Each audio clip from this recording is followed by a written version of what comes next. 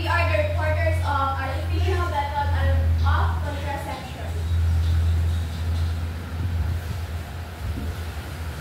Terms to remember: contraception, birth control, prevents pregnancy by interfering with the normal process of ovulation and fertilization and insemination. So before the modig differ sa artificial method of contraception, usahay mo una ta once na magagong or makabasa ta sa contraception. Di ba ang contraception is kanang itong about yun sa kanang itong pagbuntis. Then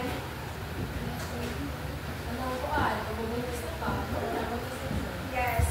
Then purpose of contraception is birth control. Contraception is designed to interfere with the normal process and prevent the pregnancy that cause results. So contraception is birth control, meaning methods used to prevent pregnancy. Samot na ang ovulation, fertilizers, insemination. Kaya na itong kung ano siya gamiton para dito mabuntis ang kanang kung magbuat ang dali mo o kanang umansam. Then ang artificial method is kanang itong mga gamit like kanang mga condoms, kanang itong mga artificial kanang mga gamit ba pasabot naman dito na that involve a chemical or foreign body introduction into the human body use method and devices to prevent pregnancy. So they are the types of artificial method. First is oral contraceptives. Second, transdermal patch. Second, vaginal ring. Third and fourth, subdermal implants. Fifth, hormone injection. Sixth, iodine. Third is chemical barriers. 8, chemical barriers. 9, diaphragm. 10, cervical cup. And 11 is male condom. And 12 is female condom. And the last is surgical methods. Ang oral contraceptives is kanang itong mga pills. Knowledge na siya kanang once na kanang itong budget ka, for example, kanang ikaw kanang hadlo ka mabuntis, so mag-take yung kang pero dili na siya kanang kompensahan kay once malatangan ni mo kay na posibilidad na mabuntis ka or kanang mabuntis ka.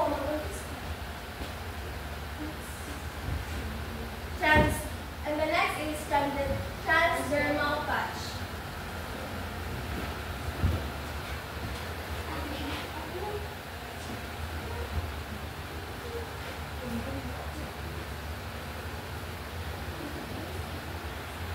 Patch contains both estrogen and progesterone. The female should apply 1 month every week for 3 weeks on the following areas. Ang kining birth control patch, ato na ibutan siya sa upper outer arm, upper torso, abdomen or buttocks. Yeah. Ang suoto na siya once a week for 3 weeks. You place a small patch on your skin so that you wear a patch for a total of 21 days. Yeah. Pwede na ito siya kanang may silisan din daw. Yeah. Pwede na ito kanang madugpo na ka. Pero bawal na siya ibutang sa totoy. Ano nila sa malikod.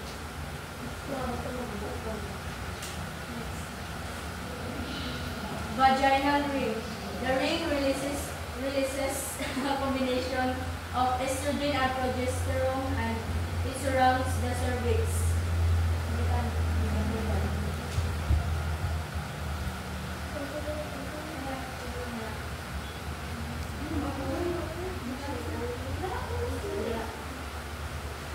The ring is worn for the 3 weeks, then removed for 1 week to allow bleeding to occur. You change the ring on the same day of the week each time. Pero ang vaginal ring sa mga side effects like vaginal infections, irritation, headache, changes in period. Next. Subdermal implants. Two rod-like implants inserted under the skin of the female during her menses or on the 7th day of her menstruation or make sure that she will not get pregnant. Kaya kining ang implant kay kuan na siya kanang sa tawag isudre mga dagong nga gamay nga isudre para di mabuntis niya. Ang tagalan ni kay mga 3 years to 5 years para di makakuan, para di mabuntis. Pero ang kuan nasa potential side effects. Mukan siya maamong dugo kay murag di na normal daw. Ya magkuhan ka, mag-bleeding or spotting. Ya, magdagdagan mong bugas. Ya, sa kay, makuhanin mong bumitaw kung sige kabad. So, artificial is the hormonal injections. So, hormonal injections contains a progesterone, which is usually given once every 12 days or every 3 months or more. So, kaning hormonal injection is para ni sa main cause siya change in endometrium and cervical mucus and genital dilation. So, makakuha siya sa male arong siya kakuha sa female. So, next is IUD or the intrauterine device. So the intrauterine device is a small T-shaped object containing copper that inserted into the uterus via the female genital. So ang intrauterine device na or IUD is kanang murag gamay siya nga kuan nga copper nga isod siya sa kuan. Isod siya sa cervical sa bae. Pero dili na yung sundan anak which is manang anak 5 to 7 years siya. So next is the chemical barrier. So chemical barriers is a gel and creams which are used to cause death of sperms where they can enter the cervix. So ang chemical barriers niya ay siya gel or sperm ay gel or cream na maka-prevent siya nga ang sperm pakyun kaya hindi siya short o babae. So spermicide is a conservative substance that destroys sperm applied prior to sexuality. This that hits the cervix and should be placed before coitus.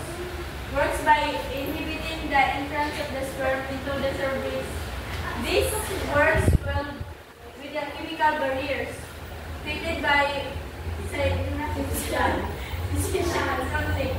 and must remain in place for 6 hours after.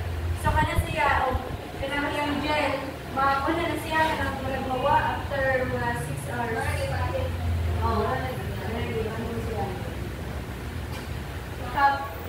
Soft rubber fitted on the rim of the cervix. It shapes like a thimble with a thin rim. So a cervical cup is a small shallow silicone cup like device inserted into vagina to cover the cervix, preventing sperm from entering the uterus.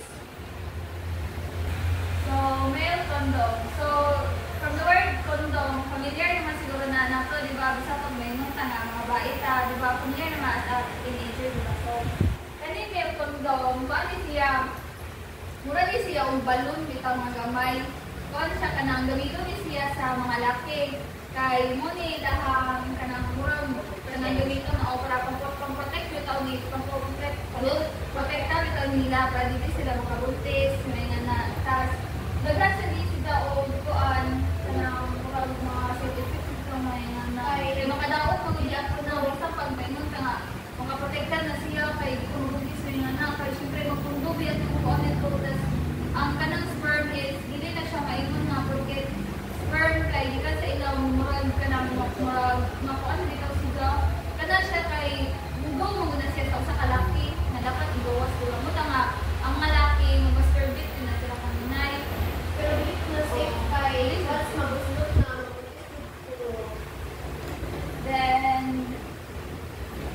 condom. So, dili sa ingon nga, bakit na ay condom, I mean condom is lucky lang makagamit na sa dambae.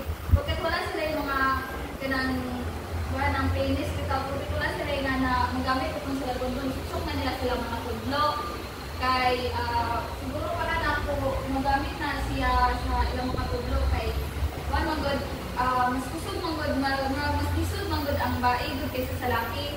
Yang laki kay murag matawag na to na siya nga dito sa inyong mga nga kuan, but kanang murag may pagkahiloti bitaw malaki, diba? So ang bae kay pwede mo ka-infection na nanyan pa-cause na siya dalang sakit bitaw.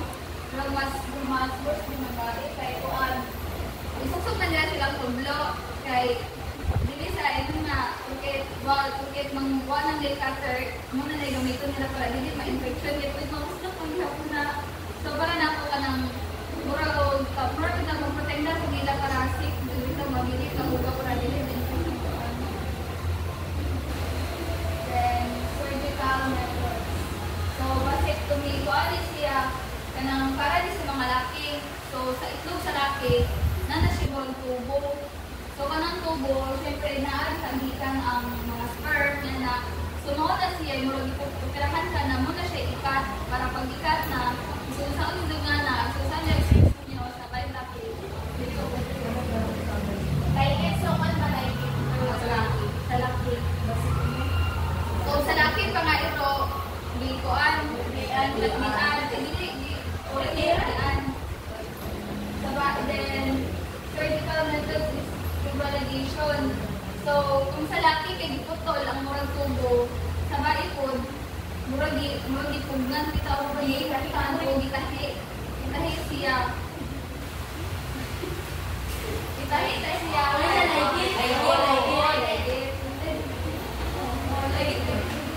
So, kaya laigit kay pero nagdapuli siya sa ilaw mismo. Para hindi mo sa uso din sa stroke, din sa stroke.